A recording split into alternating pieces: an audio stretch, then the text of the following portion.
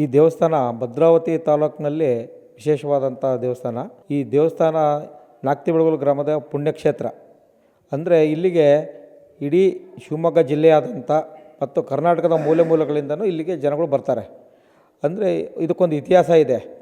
ಈ ಹಿಂದೆ ನಮ್ಮ ತಾಯಿಯರು, ನಮ್ಮ ಅಜ್ಜಿಯರೆಲ್ಲ ಹೇಳ್ತಾಯಿದ್ರು, ಈ ಊರಲ್ಲಿ ಒಂದು ಹಸು ಇಲ್ಲಿಗೆ ಮೇಯಕ್ಕೆ ಬಂದಾಗ ಇಲ್ಲಿ ಒಂದು ಮೆಳೆ ಸಂದಿಯಲ್ಲಿ ಬಂದ್ಬಿಟ್ಟು ಬೆಟ್ಟ ಭೂಮಿ ಅಲ್ಲಿ ಬಂದು ಹಸು ಹಾಲು ಕರೆಯೋದು. ಮನೆಯಲ್ಲಿ ಹಾಲು ಕರೆಯೋಕ್ಕೆ ಹೋದರೆ ಮನೆಯಲ್ಲಿ ಹಾಲೇ ಕೊಡ್ತಾ ಇರಲಿಲ್ಲ. ಇದು ಯಾಕೆ ಕೊಡ್ತಾ ಇಲ್ಲ ಅಂತ ಹೇಳ್ಬಿಟ್ಟು ಅವರು ಆ ಆಕಳನ್ನು ಫಾಲೋ ಮಾಡ್ಕೊಂಡು ಬಂದಾಗ ಈ ಹಾಲು ಇಲ್ಲಿ ಕರೆಯೋದು.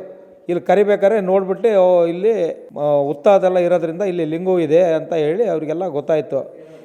ಹಿಂದೆ ಮೈಸೂರು ನಂಜನಗೂಡಿಗೆ ಹೋಗೋದಕ್ಕೋಸ್ಕರ ಗಂಡ ಹೆಂಡತಿ 2 ಜನ ಈ ಮಾರ್ಗದ ಮಧ್ಯೆ ಹಿಂದೆ ಕಾಡಿತ್ತು, ಗಾಡಿಯಲ್ಲಿ ಬರ್ತಾಯಿದ್ರು ಅಂತ ಹಿಂದೆ ಹೇಳ್ತಾಯಿದ್ರು ನಮ್ಮ ಅಜ್ಜಿಯವರೆಲ್ಲ. ಹೇಳ್ಬೇಕಾದ್ರೆ ಅವರು ಇಲ್ಲಿವರೆಗೆ ಬಂದಾಗ, ಈ ಕ್ಷೇತ್ರದ ಹತ್ರ ಬಂದಾಗ ಅವ್ರಿಗೆ ಟೈಮ್ ಆಗಿಬಿಡುತ್ತೆ, ಇಲ್ಲೇ ಗಾಡಿ ಬಿಟ್ಕೊಂಡು ಉಳ್ಕೊಂಡಾಗ ಏನಾಗುತ್ತೆ, ಅವನ ಹೆಂಡತಿ ಪ್ರೆಗ್ನೆಂಟ್ ಇರುತ್ತೆ. ಪ್ರೆಗ್ನೆಂಟ್ ಇದ್ದಾಗ ಅದು ಮುಂದಕ್ಕೆ ಹೋಗೋಕೆ ಆಗಲ್ಲ ಅವರಿಗೆ.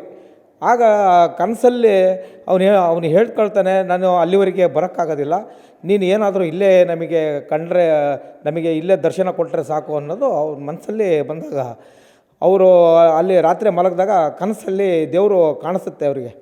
ಕಾಣಿಸ್ದಾಗ ಅಲ್ಕಾಣ ನಂಜುಂಡೇಶ್ವರ ಇಲ್ಲೇ ಕಂಡ ಅಂತ ಹೇಳ್ಬಿಟ್ಟು ಅವರು ಇಲ್ಲೇ ದರ್ಶನ ಪಡ್ಕೊಂಬಿಟ್ಟು ಮುಂದೆ ಹೋಗ್ತಾರೆ.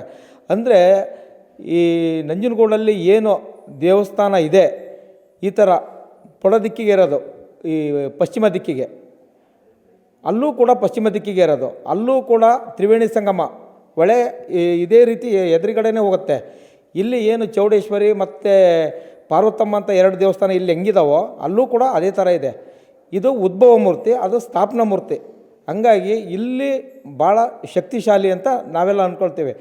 ಇಲ್ಲಿ ತನ್ನಿದ್ದರಿಗೆ ಮತ್ತು ನರುಳ್ಳೆ ಇವೆಲ್ಲ ಇಲ್ಲಿ ಹೇಳ್ಕೊಂಡು ಭಕ್ತಿಯಿಂದ ನಡ್ಕೊಂಡ್ರೆ, ಮತ್ತು ಜಾತ್ರೆ ಸಂದರ್ಭದಲ್ಲಿ ಮೆಣಸು, ಮಂಡಕ್ಕಿ, ಕೊಬ್ಬರಿ ಸುಡೋದು ಇವೆಲ್ಲ ಭಕ್ತಿಯಿಂದ ಮಾಡಿದ್ರೆ ಅದೆಲ್ಲ ಹೋಗುತ್ತೆ ಅಂತ ಒಂದು ಇತಿಹಾಸ ಇಲ್ಲಿದೆ. ಅದಕ್ಕಾಗಿ ಭಕ್ತರು ಇಲ್ಲಿ ಭಾಳ ಜನ ಬರ್ತಾರೆ, ಬಂದು ಚೆನ್ನಾಗೇ ನಡ್ಕೊಳ್ತಾರೆ. ವಾರ ವಾರ ರುದ್ರಾಭಿಷೇಕ ಇರುತ್ತೆ, ಅಮಾವಾಸ್ಯೆ ಹುಣ್ಣಿಮೆಯಲ್ಲಿ ರುದ್ರಾಭಿಷೇಕ ಇರುತ್ತೆ. ಯಾವುದೇ ತೊಂದರೆಗಳಿದ್ದರೂ ಭಕ್ತಾದಿಗಳ ತೊಂದರೆಗಳನ್ನು ದೇವ್ರ ಹತ್ರ ಬಂದು ಕೇಳಿಕೊಂಡ್ರೆ ನಂಜುಂಡೇಶ್ವರ ಹರಿಸ್ಬಿಟ್ಟು ಎಲ್ಲ ತೊಂದರೆಗಳನ್ನು ನಿವಾರಿಸ್ತಾನೆ. ಯಾವಾಗಲೂ ನರಗುಳ್ಳೆ ಈ ಥರದ್ದು ಏನಾದರೂ ತೊಂದರೆ ಇದ್ದರೆ, ಚರ್ಮದ ತೊಂದರೆ, ದೇವ್ರ ಸೇವೆ ಮಾಡಿದರೆ ತುಂಬ ಅನುಕೂಲವಾಗಿ ಕಾಯಿಲೆಗಳು ಯಾವುದೇ ಔಷಧಿ ಇಲ್ಲದಲೇ ದೇವರ ಸನ್ನಿಧಾನದಿಂದಲೇ ಹರಕೆಯಿಂದನೇ ಅದು ಚೆನ್ನಾಗಾಗತ್ತೆ.